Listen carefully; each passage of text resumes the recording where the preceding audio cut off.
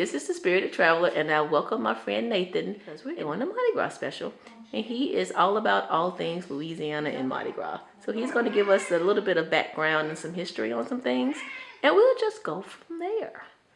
Take it away. Hey everybody, I'm Nathan. I am a native of Louisiana. I was born in Baton Rouge and raised in New Orleans, and went to high school over in Cajun country, so I know Louisiana like the back of my hand, and do parading every year for Mardi Gras. And whenever there's a parade or an excuse to party, we're there. One of the most important things about Mardi Gras to know is, well, obviously the parades, but the things that they throw off the parades are called throws, for obvious reasons. That is arguably the single reason why I go to parades, to get as many throws as possible. Throws could include beads, it could include special crew things like this little lovely koozie. Each crew has different, they've started moving toward different personalized things like that are identified with the specific crew. Like the crew of Muses has a personalized shoe, and each member takes any different kinds of shoe or whatever, makes it their own, and then throws it off the float to some lucky person. A shoe? Like a regular wearing shoe? Or? Like a regular wearing shoe. Okay. And we have several of those, actually. I'm not surprised. The crew of Tucks, they are a toilet-themed parade, or whatever, but they collect, they actually produce toilet plungers that they personalize. They have toilet brushes, which they personalize. That's always fun, I guess. They're awesome, and we have some of those too. I'm not surprised. They throw toilet paper. They throw little actual plastic toilets or whatever. It's so much fun. But that's just a few samplings of the special things that the crews throw.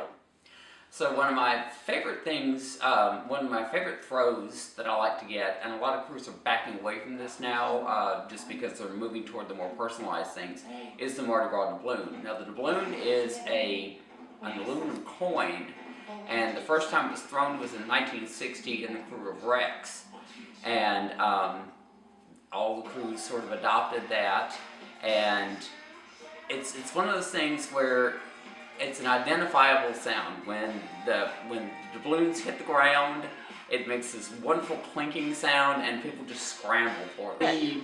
One of the biggest rules, though, is you always have to step on the doubloon first and wait for people to clear off. Never put your hand down.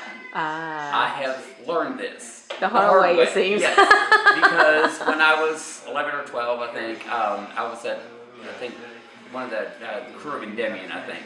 And I put my hand down on a doubloon. It got stepped on by somebody, who then, their foot got stepped on. Then a nun came along and stepped on that person's foot. Well, then another person stepped on her foot. And I'm sitting there, with my hand on this one. I'm not moving. Nobody else is moving. I'm like, well, somebody's got to move. There are 4 people standing on my hand. On a child. On a child's hand, yes. For a doubloon. And for a doubloon, yeah. But this is, people go kind of crazy about it. Clearly. Okay, so I'm going to get a look at these doubloons that Nathan so graciously brought by. I'm excited to see this. This is actually a letter or invitation, maybe, is it? On the other side it is. This is the explanation of the doubloon.